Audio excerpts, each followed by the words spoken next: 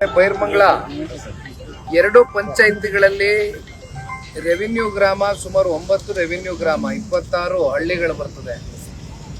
ಇಲ್ಲಿ ಏನಾಗಿದೆ, ಇವತ್ತು ಬೆಳಗ್ಗೆ ನಡೆದಿರ್ತಕ್ಕಂಥ ಒಂದು ಘಟನೆ ಸರ್ಕಾರಕ್ಕೆ ಒಂದು ಎಚ್ಚರಿಕೆ ಗಂಟೆ. ರೈತರ ಭಾವನೆಗಳ ವಿರುದ್ಧವಾಗಿ ಹೋಗ್ತಕ್ಕಂಥ ಪ್ರಯತ್ನಗಳು ಸರ್ಕಾರ ಏನ್ ಮಾಡ್ತಾ ಇದೆ. ರೈತರ 80% ಜನ ಒಪ್ಪಿಗೆ ತಗೊಂಡ್ಬಿಟ್ಟಿದೀವಿ, ಪಡ್ಕೊಂಡಿದೀವಿ, ದುಡ್ಡು ಕೊಡ್ತಾ ಇದೀವಿ, ಈಗಾಗಲೇ ದುಡ್ಡು ಇಸ್ಕೊಂಡು ಹೋಗ್ತಾ ಇದಾರೆ ಅಂತಕ್ಕಂಥ ತಪ್ಪು ಸುಳ್ಳು ಮಾಹಿತಿಗಳು, ಸುಳ್ಳು ಸುದ್ದಿಗಳನ್ನ ಓಡಿಸ್ತಾ ಇರ್ತಕ್ಕಂಥ ಈ ರಾಜ್ಯ ಸರ್ಕಾರ ಇವತ್ತು ತಾವೇ ಹೇಳ್ದಂಗೆ JMC ಮಾಡುವ ಒಂದು ವೇಳೆ ಅಧಿಕಾರಿಗಳು ಬಂದಂತ ಸಂದರ್ಭದಲ್ಲಿ ರೈತರು ಆಕ್ರೋಶ ಭರಿತವಾಗಿ ವ್ಯಕ್ತಪಡಿಸಿದ್ದಾರೆ ಅವರ ಭಾವನೆಗಳನ್ನ. ಇದಕ್ಕೆ ಕಾರಣ ಯಾರು? ರೈತರು 90% ರಿಂದ 95% ಜನ ಇದಕ್ಕೆ ಒಪ್ಪಿಗೆ ಸೂಚಿಸಿಲ್ಲ. ಇದು ಬಹಳ ಸ್ಪಷ್ಟ, ಅಲ್ಲಿ ಇರ್ತಕ್ಕಂಥ ನೈಜ ಸತ್ಯಾಂಶ ಇದು. ಆದ್ರೆ ಇವೆಲ್ಲವನ್ನ ಗಾಳಿಗೆ ತೋರಿ ಅಲ್ಲಿ ರಿಯಲ್ ಎಸ್ಟೇಟ್ ದಂಧೆ ಮಾಡ್ತಕ್ಕಂಥದ್ದಕ್ಕೆ, ಅಲ್ಲಿಂದ ಒಂದು 35-40 ಸಾವಿರ ಹಣ ಉತ್ಪಾದನೆ ಮಾಡ್ತಕ್ಕಂಥದ್ದಕ್ಕೆ ರಾಜ್ಯ ಸರ್ಕಾರ ಇರ್ಬೋದು, ರಾಜ್ಯ ಸರ್ಕಾರದಲ್ಲಿ ಇತ್ತೀಚೆಗೆ ನೂತನವಾಗಿ ಮುಖ್ಯಮಂತ್ರಿಗಳಾಗಿ ಕೂತಿರ್ತಕ್ಕಂಥವ್ರು ನಡ್ಕೊಳ್ತಾ ಇರ್ತಕ್ಕಂಥ ಒಂದು ರೀತಿ ಏನಿದೆ, ಇದು ಅತ್ಯಂತ ಖಂಡನೀಯ.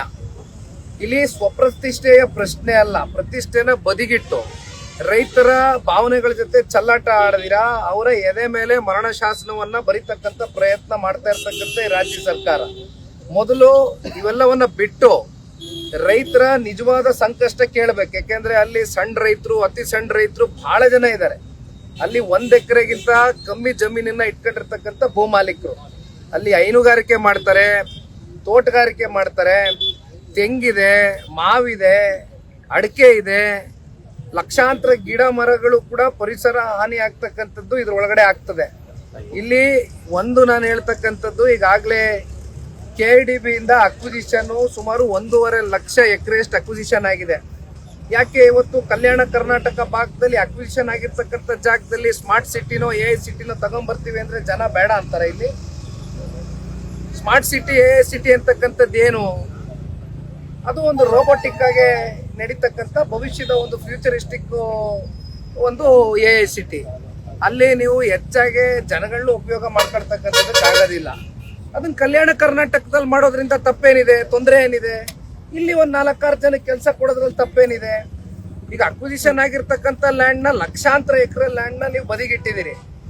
ಅಲ್ಲಿ ಪ್ರತಿನಿತ್ಯ ಇವತ್ತು ಅಲ್ಲೇನೋ ಒಂದು ಫಲವತ್ತಾದಂತ ಒಂದು ಭೂಮಿ ಇದೆ, ಅದನ್ನ ಕಸ್ಕೊಳ್ತಕ್ಕಂಥ, ವಶಪಡಿಸ್ಕೊಳ್ತಕ್ಕಂಥ ಪ್ರಯತ್ನ ರಾಜ್ಯ ಸರ್ಕಾರ ಮಾಡಿದ್ರ ಹಿಂದಿನ ಉದ್ದೇಶ ಏನಾಗಿದೆ?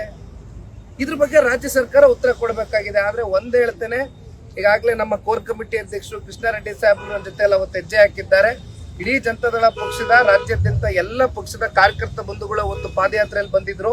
ಅದು ಮೊದಲನೇ ದಿನದ ಪಾದಯಾತ್ರೆ.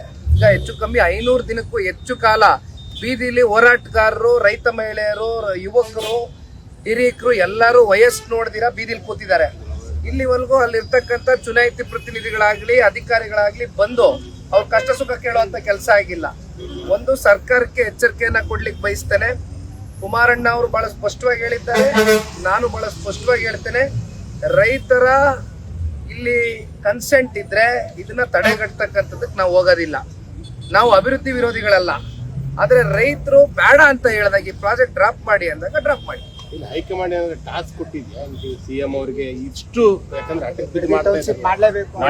ಈಗ ನಾನು ಒಂದ್ 2-3 ಸಲ ಹೇಳಿದೀನಿ, ಬೆಂಗಳೂರಿನಲ್ಲಿ ಟನಲ್ ಪ್ರಾಜೆಕ್ಟ್ ಲಾಲ್ಬಾಗು, ಸುಮಾರು ಲಾಲ್ಬಾಗ್ ಬಗ್ಗೆ ನಿಮ್ಗೆಲ್ಲ ಗೊತ್ತೇ ಇದೆ, ಇಡೀ ರಾಜ್ಯದ ಜನತೆಗೆ ಒಂದು ಪ್ರಸಿದ್ಧಿ ಸ್ಥಳ ಅದು. ಲಾಲ್ಬಾಗಲ್ಲಿ 6 ಎಕರೆ ಹೋಗುತ್ತೆ ಟನಲ್ ಪ್ರಾಜೆಕ್ಟ್ಗೆ. ಅಲ್ಲಿರ್ತಕ್ಕಂಥ ಪರಿಸರವಾದಿಗಳು, ಅಲ್ಲಿರ್ತಕ್ಕಂಥ ಜನಸಾಮಾನ್ಯರು ಅದನ್ನ ಬೇಡ ಅಂತ ವಿರೋಧಿಸ್ತಾರೆ. ಟನಲ್ ಪ್ರಾಜೆಕ್ಟ್ ಕಾಸ್ಟ್ ಎಷ್ಟು? 30,000 ಕೋಟಿ. ಇಲ್ಲಿ ಇದ್ರ ಕಾಸ್ಟ್ ಎಷ್ಟು? 35,000 ಕೋಟಿ. ಅಲ್ಲೆಲ್ಲೋ ಕಸ ಎತ್ತೀನಿ ಅನ್ಬಿಟ್ಟು 30 ವರ್ಷದ ಲೀಸ್ ಕಾಸ್ಟ್ ಎಷ್ಟು? 30,000 ಕೋಟಿ. ಅಂದ್ರೆ ಈ ರಾಜ್ಯ ಸರ್ಕಾರಕ್ಕೆ, ಮುಖ್ಯಮಂತ್ರಿಗಳಿಗೆ 30,000 ಕೋಟಿಗಿಂತ ಯಾವುದು ವಹಿವಾಟು ಕಾಣ್ತಾ ಇಲ್ಲ. ಇದು ಅವರೇ ಉತ್ತರ ಕೊಡಬೇಕು.